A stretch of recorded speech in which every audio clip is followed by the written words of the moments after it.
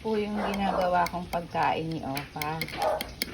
Dinuduro ko yung centrum.